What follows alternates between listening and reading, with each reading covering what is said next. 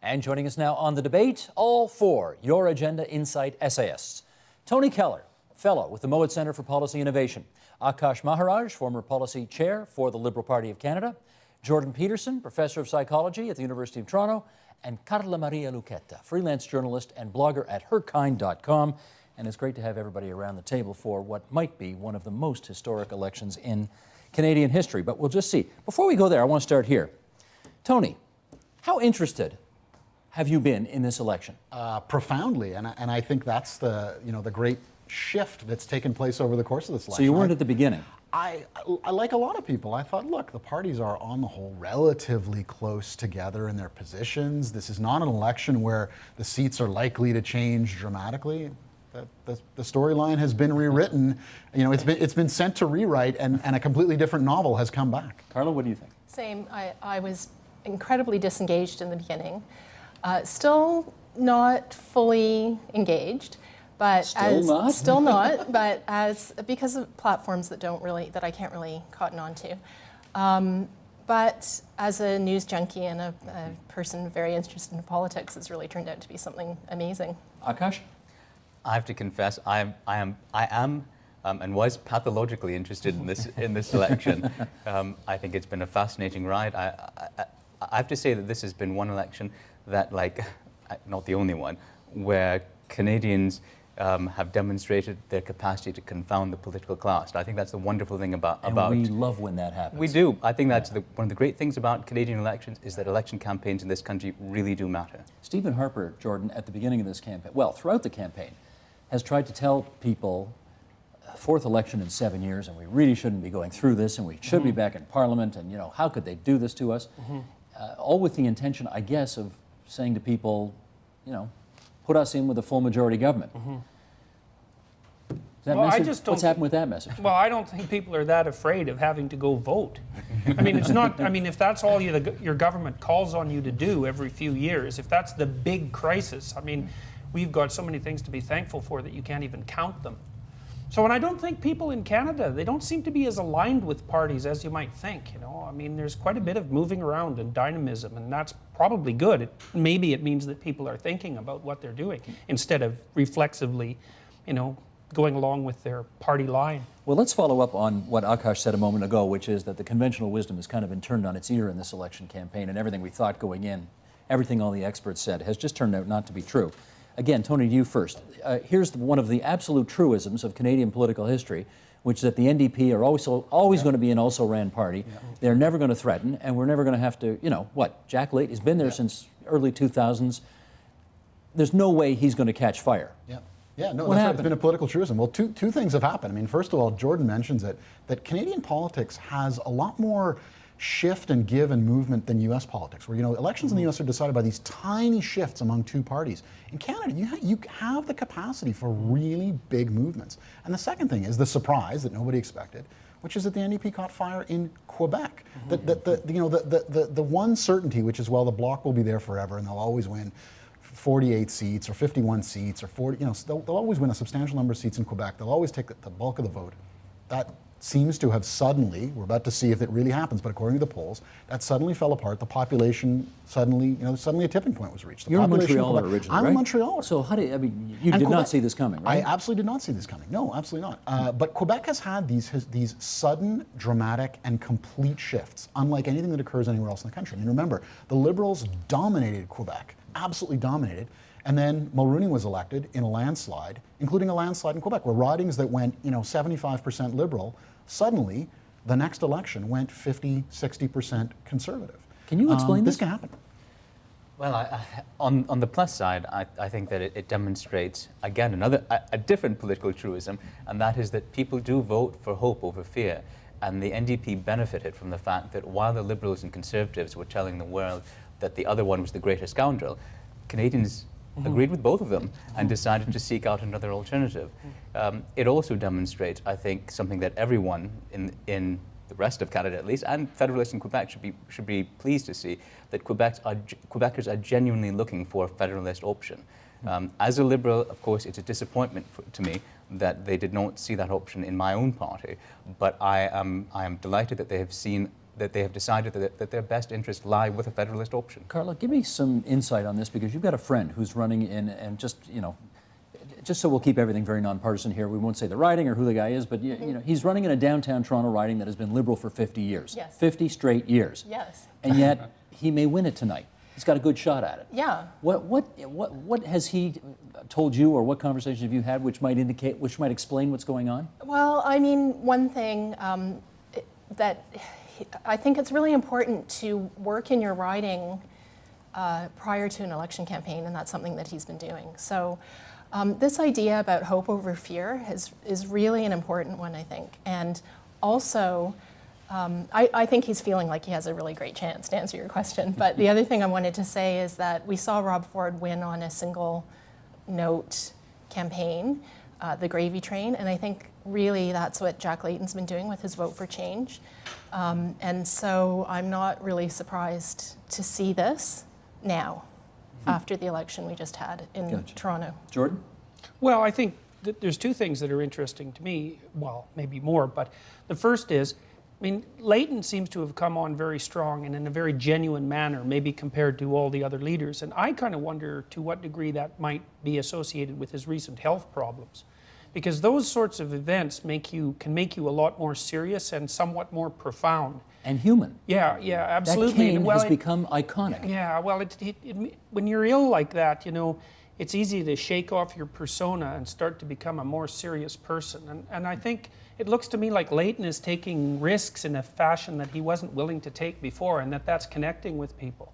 And I also think that, Canadians like balance, because we have sort of a strange political system where people have some right-wing considerations. They're kind of conservative economically, but they swing to the left on social issues like Medicare and so forth. And the Conservatives have come on pretty strong in the West, and now the NDP is coming on strong in Quebec. It seems to me like it's a balancing act in part, and then maybe it's a good balancing act. Let me follow up with Carl on that, speaking of balancing, because the dirty little secret of this campaign at this stage is Jack Layton doesn't need that cane anymore. He can walk just fine without it, but he still carries it. And he carries it, I'm presuming, because it's helped him connect with people. It's working for him? It's working for him. What do you think? I think what Jordan says is probably more true, which is that he's gone through an amazing personal change through his illness. I would hate to think that he's using his illness as a way to gain votes. That puts it in such a pejorative way, but can we say that rather than him using it to get votes, that maybe, Tony, people have seen a guy in tough time, fighting cancer, having hip surgery, and they relate to that. Well, he's also had a sense of humor, which is kind of interesting. Like during the debate, during the debates, he was the only one of the leaders who dared to crack a joke and to be witty, and his campaign ads have been like that too, and that's kind of an interesting contrast given the seriousness of his personal condition. Sure. And people admire that because it means that the person who's doing that is sort of transcending something that could really crush them and demolish them, and doing it in a, And I think, look, people like an underdog. People, the guy who's running for office, who's hyper successful, exceptionally rich, extremely handsome, is actually at a disadvantage in many cases compared to the regular guy. Yeah. This stuff matters a lot.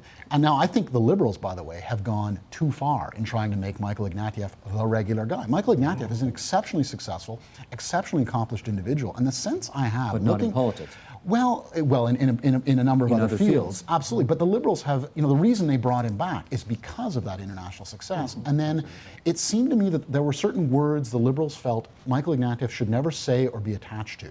Harvard, professor, and BBC. These are enormous accomplishments, and you don't hear those words anywhere. But they're kind of a conservative insinuation, and the Liberals bought into the accusation that he's elite and said we better try to deny it. But that's crazy. You're denying the truth. But it's resume stuff. It's not stuff that necessarily connects you to the average voter, right? That's very much the case, and I think that though it could, they've made a strategic decision not to exploit that to a certain extent. I fear the Liberal Party's made a decision to be cowed by its fears rather than led by its hopes. With Jack Layton's illness, that could have been used as a negative against him. The NDP could have chosen to believe it makes him look weak, it makes him look frail, it makes him look not up to the job of leading a country. Instead, they chose to say, this is a vulnerability. people can relate to him as a human being. All of us know someone, there's someone we love who's suffering with an illness. We can see this man as one of ours. Right. The Liberal Party could have made a similar decision with Michael Ignatieff to say, he isn't like you or me, but really, if you get hit by a truck and you go in to have an operation, do you want to be operated on by someone who's like you or me, or do you want to be operated on by the best surgeon in the world? Similarly, if you're going to choose the person to lead your country, do you or do you not want someone who either is one of the most accomplished people in our country, or do you want someone who you can enjoy a barbecue with? Akash, that cuts both ways, because if it's a question of experience at the helm, Jack Layton's been in politics 30 years, Stephen Harper's he's been the Prime Minister for 5. Absolutely. Michael Ignatieff has been the not really elected leader of the Liberal Party for 2.5 years. So, right. And one thing that Canadians always tell us, though, is that they look for in political leaders experience from outside of politics, and he has that in spades. But by shying away from it, by fearing that this will put distance between him and Canadians, they have created that distance. And everybody knows the story about Ignatieff. So they know he only came back a few years ago. They know he hasn't spent his life in politics. So if you try to tell a story about yourself that isn't true, it won't resonate. There's making the most of your story, or there's trying to hide from your story. You might as well play to this story. And I agree with Akash. Look, I'm not sure how many votes it would have won Ignatieff, but I think it really cost him that the campaign. They always stress Ignatieff would say I was a teacher. He would never say I was a professor. Professor, right? And really, they would never say the word Harvard. Harvard's, it's quite impressive to have gone to Harvard, to have done a PhD at Harvard, to have been a professor at Harvard. Play that up. Don't play that down, because it's who you are. Having said that, and it's a valuable thing. Well, they made a decision to kind of transform him into a more of an everyday guy, yep. And I guess the reality is, well, it may be false, but he's kind of grown into it in some respects. He's a guy who actually, not a year ago, but last week, he did an event with Jean Chrétien in Downsview. Ken Dryden was there too. And I'll tell you what, short sleeves rolled up in the blue shirt, the guy can pull it off now. He couldn't a year ago, he can pull it off now. He's changed. His campaign reminds me of Al Gore's campaign. Like Ignatieff seems to me to someone who's allowed himself to be handled out of his real realm of expertise. I mean, he strikes me as someone who's allowing the people who are running his campaign to craft him and even to get him to speak what they'd like him to say. And the thing is, he should never have to do that, given his hypothetical intellectual capacities, And I don't think that he's striking people as hard as he might, given how much he was built up, because he was brought in as someone who was high-powered. Well, let me follow up there, because I'm going to do something really unfair to you right now. Okay, you have to speak on behalf of 52% of the population. Okay, you have to speak on behalf of all Canadian women. That's right, because part of the Liberals win elections. Akash, I hope will back me up on this. When the gender gap for the Liberal Party is really significant, right? Yeah, big time. You got to get way more. You've got to bring women over, and the thinking on Ignatieff, I think it's fair to say, was here's a very brainy guy who women are going to like because he's smart. And he's very compassionate too, and he really, those eyes. And has it happened? I like Michael Ignatieff. I like him as a writer. He's not running to be a writer. I don't think that he's translated well. It could be that he was two-handled. For me as a woman, I can only speak for myself, the family pack doesn't touch my life at all. And that's what he campaigned on. The family pack doesn't touch your life because you don't want to retrofit your house, or because there's really you're not concerned about taking time off work to take care of a sick parent? No, I don't have a full-time job. I'm a freelancer. I don't have children. Both my parents are sadly gone, so I don't have to worry about that. You don't have kids who are about to go to university or college? Right. So the family pack doesn't speak to you? Right. So I agree with you that he looked very different now than he did when he first started. I think he did the best that he could in his first election. I think a lot of transition happened in the debate, and I think what really hurt Michael Ignatieff in the debate was Jack saying, "You're not showing up enough." And Jack Layton was ill, and he showed up, and people were impressed with that. We haven't talked much about Stephen Harper yet, so let's do that. Tony, you first here. We don't know how the votes are going to split tonight, but it is possible. We've seen it happen before a few times, where you can win a majority government with less than 40% of the total votes cast. And the last polls show that's where Mr. Harper is right now. Having said that, do you think that he thought he could kind of micro-target tax credit his way to a majority government. Yeah, increasingly all of the parties have done that, where there's not this sort of grand, sweeping, revolutionary, all-changing vision. They're, bits and pieces, and we'll target this group with a little bit of this group with a little bit of that. Yeah, I think that was a big part of it, because again, the assumption was that we're playing a game of inches here. That nothing much is going to change in this election, so if we can steal 4 more ridings in Toronto and pick up 5 in Quebec and 3 in British Columbia, though, hey, we add up to a majority. Of course, that's not at all what's happened. That's the game everybody was playing, right. And it turned out the game changed. I think that all of the parties have been extraordinarily modest in their platforms. I'd have to say that the party that has struck me the most is the NDP, because traditionally they have gone in for big ticket items and manifestos that would have made Marxists blush. Not in the extremism, but in the size and in the scope of their promises. They're not promising to nationalize Inco anymore, are They're they? promising to have corporate tax levels that match the United States. Yeah. So everyone has been incremental in their approach. Having said that, with Stephen Harper, I think that his miscalculation was the greatest. I think that he thought that if he could persuade people that this was an unnecessary election, that pay no attention to what's going on here, I'll only answer 5 questions from the media per day, and if I don't like them, I will belittle them, that people wouldn't notice. People did notice that. And while there were people who weren't bothered by that, his core supporters, the people who had misgivings about him before this election were not reassured by that sort of behavior. I need a good psychiatrist for this next question. And, we happen to have one here. Look at the monitor in the studio here, folks, because, Michael, top of page 2, here's the democratic spirit. You want to know why we vote? Here's why we vote. We're going to check on the positive and negative reasons why people vote. We've talked about hopes. Those surveyed, 35% say they vote their hopes, 33% say they're just plain bored. Let's keep going around. 6% talked about the excitement of the election, 13% said anger will get them to the polls, 7% didn't know, 10% fear. Now, if you add up all the positive indicators, you get 56%. If you add up, you get, wait a second, hang on. If you add up all the negative emotions, you get 56%. If you add up all the positive emotions, you only get 38%. So while everybody seems to say we like to vote our hopes over our fears, Depends on how you that chart seems to suggest the opposite. Depends on how you calculate bored. Because I wouldn't say that bored is precisely negative. Bored is more like the absence of positive, really, technically. Okay. And that does make a difference, because it means that people aren't particularly afraid. Like, they may not be enthusiastic about the platforms, but they're not running from anything that they're really terrified about. And I think that's right.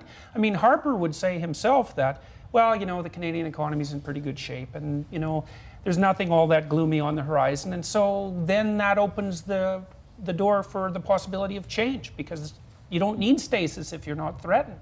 And I don't think Canadians are threatened, or that they should be. I mean, our economy is doing very well comparatively, and where else would you rather live? And the specter of independence for Quebec has vanished for the time being, and so, things are about as good here as they're ever going to get. Carla, do you vote hopes or fears? Hopes. You vote hope. Yeah.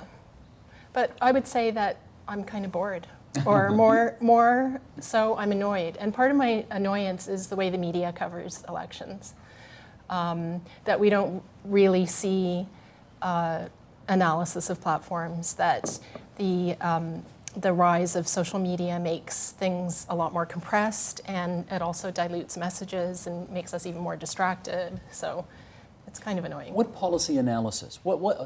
Give me a policy that you thought really required further analysis that you didn't see. I honestly would have liked to have heard more about healthcare over the economy for myself. I'll tell you, there was a lot of coverage of healthcare in this campaign, but it was all about how we're going to pay for it. Right. It was who's going to promise to continue escalating, healthcare costs at 6% funding. Yeah, and there was essentially agreement among the parties that we are going to raise, we're going to keep spending 6% more per year. The federal government will continue to transfer this to the provinces.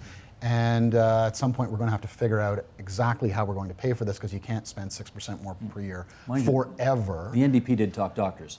Yeah, the need to create more doctors. The NDP one is really interesting. I went and looked at the platform. So the NDP is talking about 1,200 more doctors over 10 years, which is 120 more doctors per year, which is an increase of 5% in the number of doctors we graduate. So that was and that's one of their 5 key planks. We're going to educate 5% more doctors. It just shows to me how modest all of the platforms were, but for the NDP, that's a benefit. I think it comes back to what Akash is talking about. People can see the NDP as, oh, okay, they're sort of like the Liberal Party, except maybe they're somewhat more sympathetic than the Liberal Party, as opposed to their way to the left of the Liberal Party. Akash and then Jordan. I think the challenge for the NDP has always been to try to reassure Canadians that they're not going to do anything reckless or precipitous, that they're not going to stampede our country off the edge of a cliff in a fit of insane but well-intentioned ideas.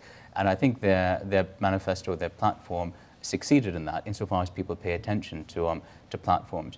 But the extent to which their platform did not attract criticism from the other parties, the extent to which it flew under the radar, I think was the greatest benefit to them. In a campaign that was characterized largely by parties attacking one another and pointing out their deficiencies, the fact that it took a very long time for any of the parties to train their guns on the NDP, I think sent an almost unconscious message to Canadians that there wasn't that much to attack. Well, that's because half the campaign, the wave hadn't hit yet. They were at Absolutely. 18% for the first half of the campaign. So they, from their perspective, they have peaked very well. They peaked at the right time. Jordan? Well, the fact that the parties have played down their differences as well makes it much easier for people to shift their votes. Because if it doesn't matter, then less important things can shift you. And so the NDP is less radical, and the Conservatives have moved towards the middle, and the Liberals are already there. So what's to differentiate? I mean, maybe you like Leighton better, just because you like him, and that's enough to make the shift because there's no fear. Tony, it is interesting that one of the most significant differences among all of the major parties right now is about 2.5 points on the corporate tax rate. Yeah. You know, you're not going to storm the barricades on 2.5 points. It is small stuff, and I think the NDP has benefited from this. I'll say something else the NDP has benefited from: how short election campaigns in Canada now are. Compared to the States. Compared to the United States and compared to most countries. We have very, very short campaigns, which often benefit the incumbents. But in this case, it's not going to benefit the incumbent. It doesn't look like. It's going to benefit a sudden rise of a party that, if this election went on for another 2 months, I think you'd see people changing their minds, possibly several times. But as Akash was saying, the NDP has peaked at the right time. There's no more time to change your mind. There's no more time for days and weeks of criticism of the NDP platform. We're done. So personally, I'd like to see longer elections, not because I necessarily want to see the NDP not elected, but just in general, I think we'd have greater scrutiny of policies, ideas, and people if we weren't so rushed. Here are some other things we can agree on, apparently. This is from Susan Delacourt in the Toronto Star. Michael, if you would, let's bring this up. 78% say politicians today, are less honest than they were in the past. 78%, that's a big number. 62% say Canadian democracy is in crisis. 52% say none of the political parties has satisfactory positions on the important issues of the day. That's something Carla was saying just a second ago. However, check this out as well. More than 2 million people voted in the advance poll. That's up more than a third from the 2008 advance poll. So for all the people who said people are bored and they don't care, they sure have a funny way of showing it. Friday, April 22nd and Monday, April 25th were the two busiest days of advance polling in Canadian history, and more people watched the English language federal leaders debate in this country than watched the royal wedding. And if you'd considered the coverage, you would have sworn the opposite would have been true. You want to make some sense of these apparently contradictory numbers? Well, you never know what poll questions really mean, how people interpret them. Because, I mean, the notion that many people think that Canadian democracy is in crisis is absurd. Why? What crisis? I mean, how do we define crisis? We this? had constitutional crisis before. That was a crisis. Without taking an opinion on it? Yeah. How about proroguing Parliament 3 times in order to avoid being spanked as a potential crisis? How about breaking the rules? How about sort of misinforming? Hang on, I'm not done. Yeah, okay. How about misinforming people about what the rules are of elections? That actually, if you come second, you are allowed to form the government? Mm-hmm. I mean, these are all things that people might look at and say, I'm not trying good. to trivialize those. I'm just stating that when the precise meaning of the poll question isn't specified, then it's difficult to understand exactly what people mean when they say yes to it. I mean, we've had worse crises in the past. Of course. I think though that the numbers are consistent. I think Canadians have been more perceptive than political actors give them credit for. I think democracy is in crisis in Canada for all the reasons you've listed, for the fact that we seem to have a race to the bottom in the political process. I would add to your list that I remember when a journalist asked Stephen Harper, if you lose the election, will you give up power? And I thought, that's an absurd question. Why would anyone ask a Canadian Prime Minister that question? You can imagine my horror when he refused to answer the question. And if that's not, Well, if that's hang not a on. crisis in Canadian politics. I have seen a lot of coverage on this, and he didn't exactly refuse to answer the question. He did what any skilled leader would do, which is to say, I'm not going to deal in hypotheticals. Hypothetically, if the So it's not like he dodged it. He just, if the hypothetical is, if you lose the election, will you give up power? That's a fairly straightforward question. And I think that kind of way, that there's something terribly amiss here, is what is driving more Canadians to the poll. I think as well, to be fair, that one of the reasons why there's so many people who've turned up to the advance polls is that in anticipation of a low voter turnout, most of the political parties realized that this election could be decided purely on the basis of who mobilizes his vote. And they all went out and spent a great deal of resources to get people to those polls early. Tony, are you part of the 62% who think this country's state of democracy is in crisis? Well, you know, it's interesting. There are two different ways to interpret that question. I mean, you interpreted it one way as a very narrow comment on the actual functioning of our democratic institutions. My suspicion, like Jordan, is that most of the people who responded to that question weren't thinking about it in quite the way you were. Because the way you analyzed it, I agree with you. There are some problems we have to deal with. But I think most people just looked at it and said, yeah, our country's badly governed, and I'm unhappy, and I feel a malaise, and I don't really feel like voting. But, you know, relatively speaking, remarkably, Canada remains one of the, you know, best governed, most prosperous, most successful countries in the world. I mean, it's all on a relative scale. If you ask Egyptians, are you unhappy? You know, is that what we've come to, though, I mean, that we're comparing ourselves to a post-revolutionary dictatorship? But what I'm saying is people hear their responses, well, I'm not sure I'm really going to vote, because on the whole, the country's just going to run just fine, whether or not I vote. Versus, I think I better get out in the streets and change this government because they're going to destroy the country. But you know, I think that is, I agree with you, but I think that is a stunning indictment of our political system, that the greatest defense is that it is impotent before the bureaucracy.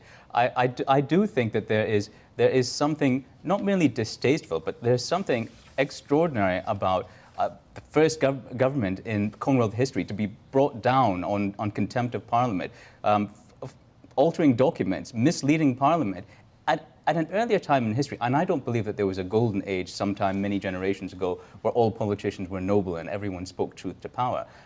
But I cannot get over the fact that we are living through an age when Canadians shrug at misleading Parliament, when Canadians shrug at prorogation to evade a motion of confidence.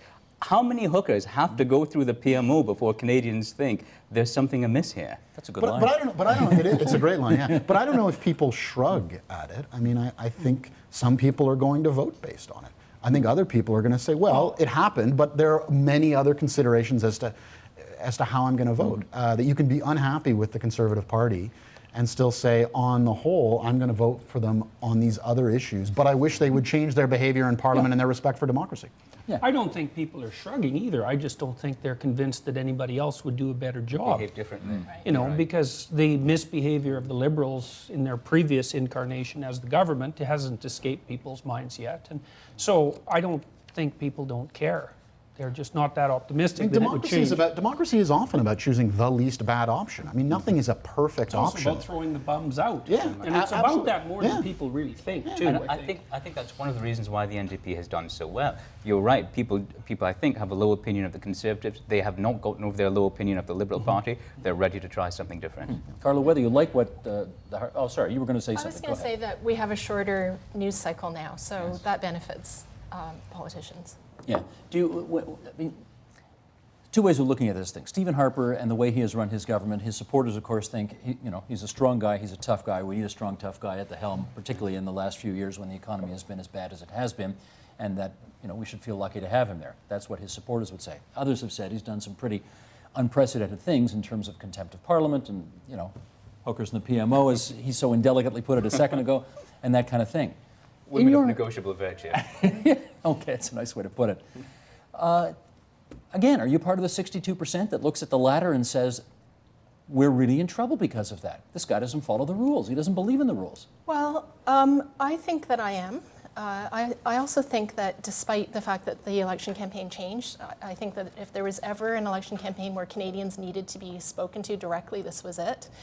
For me, a definitive moment was during the French debate when Madame Pay, the 52-year-old unemployed woman from Quebec, asked a very direct question about jobs in her region, and no leader could answer the direct question to her.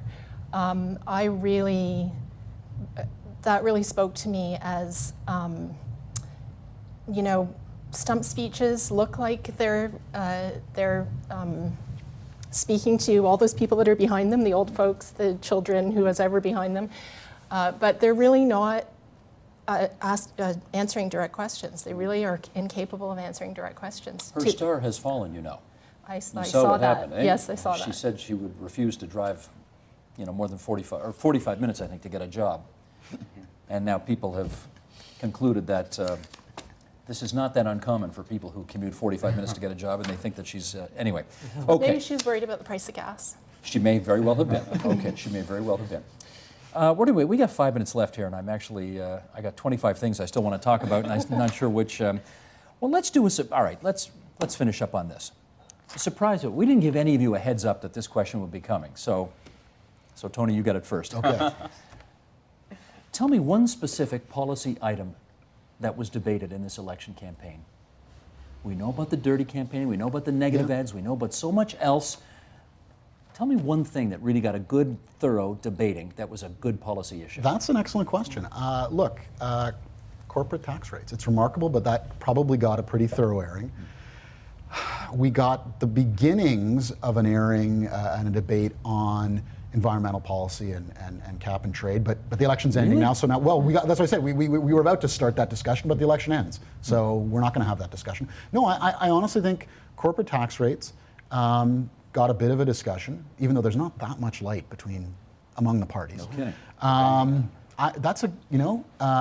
Quebec and the Constitution could have had a debate because there is a tiny bit of light among the parties, but again, the NDP surge happened so late, the parties haven't had a chance to really distinguish their positions. Jordan, a big issue that got thorough debating in this campaign? No, not as far as I'm concerned. I mean, I think the Liberals tended to attack the Conservatives. The NDP put forward their platforms fairly effectively, I think, but there was no real surprises there except that they were more moderate than usual.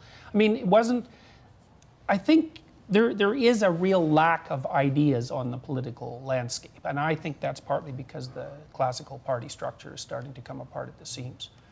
We had a pretty good debate about $500 tax breaks if you join a gym. Is that a big enough idea for you? No, and I think that it was more about personalities, about who do you trust, about who do you like. There were the beginnings of debate on the potential purchase of jets, for example, that looked for a little while as if it were going to get some traction, but then people became distracted, and the political process became distracted. There was no single issue that defined this campaign. This was not the free trade campaign, but I think that there was an unspoken issue at play here, and that is the extent to which people feel dissatisfied with the existing political structure. It wasn't an active debate on that subject, but it was a discussion that Canadians were having amongst themselves in the absence of the political actors talking about it. The Liberal Party tried very hard, I'd say, at the beginning of the campaign to make the state of our democracy the big idea in this campaign. Did it take off? It didn't, it should have. The problem was everyone, I believe the vast majority of Canadians agreed that there is a problem. The challenge for all political parties is that Canadians don't believe that any one of those parties has the solution. Carla, how about it? I Big agree idea? with that. There was no big idea, and that's part of the reason why I was disenchanted and have been for the last few elections. But you're right, the Liberal Party did try. I think that people were talking amongst themselves about that in social media. There was a lot of Facebook. There was a lot of direction to different articles and videos and things on that topic. But it wasn't properly debated between the leaders at all, I don't think. Jordan? Well, it was surprising to me that the Conservatives were dragged over the coals more for their deficits. Yes. I mean, Conservatives aren't supposed to do that. And they, the deficits higher than it has been for a long time. Ever. And, that's not good classical conservative economics. No, So, but it's also true that all of the opposition parties were yelling at him, come on, spend more. Yeah, so exactly. it's not like they were any different on it. right, but he's not supposed to be doing that and still is. True. But that's where the Conservatives have everybody's kind of moved to the center. This is why there are not dramatic policy differences. Now, I will say positively, that may not be such a bad thing. We have a fair amount of consensus in our world so that we don't have the extreme case of the NDP's Regina Manifesto of 1933, which was nationalize all industries. And it was essentially communism. It was essentially communism except with democracy later on top of it. We don't have those kinds of extremes anymore. There's been a coming together. I don't think that's necessarily such a bad thing. Last word to Akash. I think that the rush for the centre, though, has been less an attempt to appeal to the vast majority of Canadians and more an abandonment of traditional principles. One of the reasons why neither the Liberal Party nor the Conservative Party could gain traction on reforming our democracy is that both parties have a history of saying, elect us, we will cure the democratic deficit, and both parties have a terrible record of then going on to centralise power more than it's ever been done before. Thank you all for coming in tonight, and I know we're all going to rush home and watch the election returns tonight, because this is going to be an interesting one. Carla Maria Ruqueta, Jordan Peterson on the left-hand side of the table, Tony Keller, Akash Maharaj on the other side of the table. Thanks much, everybody.